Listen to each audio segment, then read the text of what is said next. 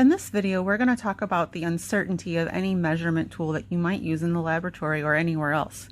All measuring tools are going to have some level of uncertainty. This is going to determine how many decimal places you can write down when you're taking your measurement. To figure out the uncertainty of any given measuring tool, you need to look at how many markings your tool provides. So if we use a ruler as our example, we're going to do this in centimeters. So here's 0, 1, 2, and so on. And for our first example, we're going to put 10 markings in between each whole number.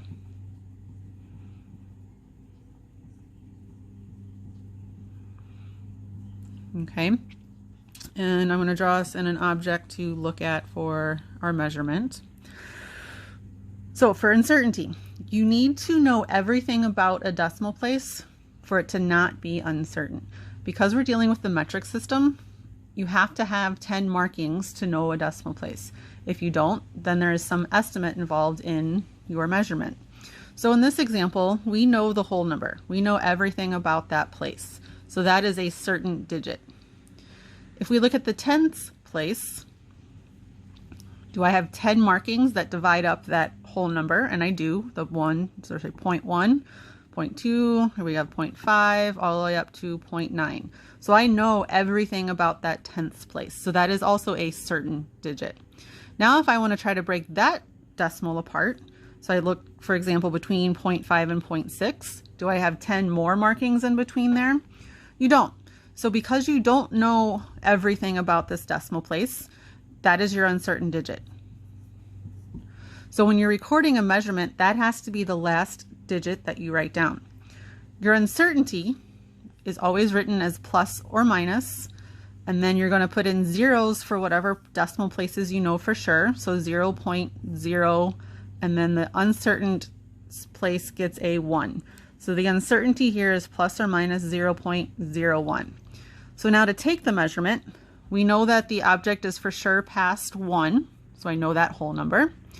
It looks like it's not quite to 0.4, so it's for sure past 0.3, so I know that decimal place. Now I'm going to estimate that it's about a little bit more than halfway, so I want to say 6. So half is always 5, so then you can kind of estimate somewhere above or below that. So 1.36 plus or minus 0.01 is how you would read this measurement. And of course, you always want to be including units in your measurement.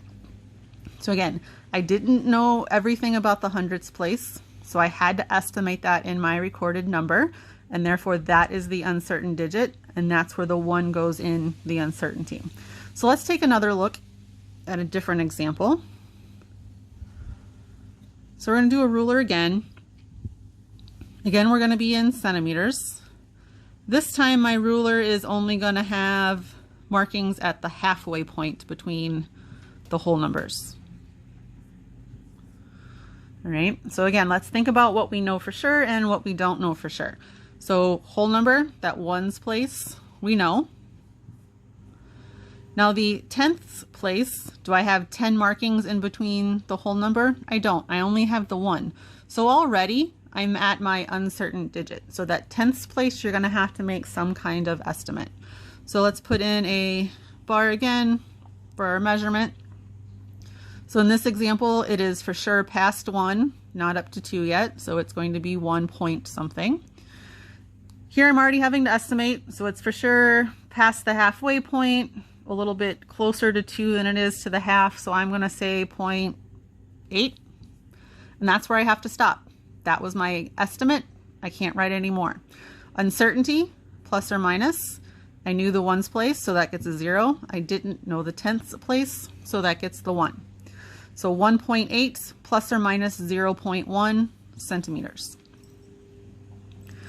This 0.1 means that depending on who's reading this measurement, their answer could be 1.7, so that would be the minus 0.1, or maybe you might read it as 0.19, right? So this 0.1 is telling you that someone's answer could fluctuate by about 0.1.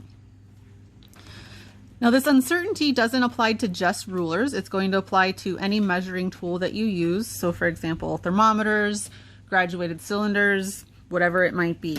So let's take a look at a graduated cylinder. So this is what you would use to measure the volume of a liquid.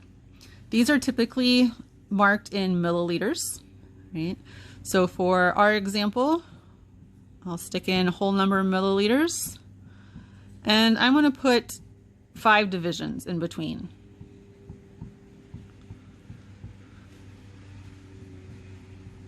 All right, so we would have, to get from 1 to 2 by each marking, it would be 0.2, 0.4, 0.6, 0.8, and then you're up to the whole number, right? So you need to figure out what each line means, all right? That's really your first step.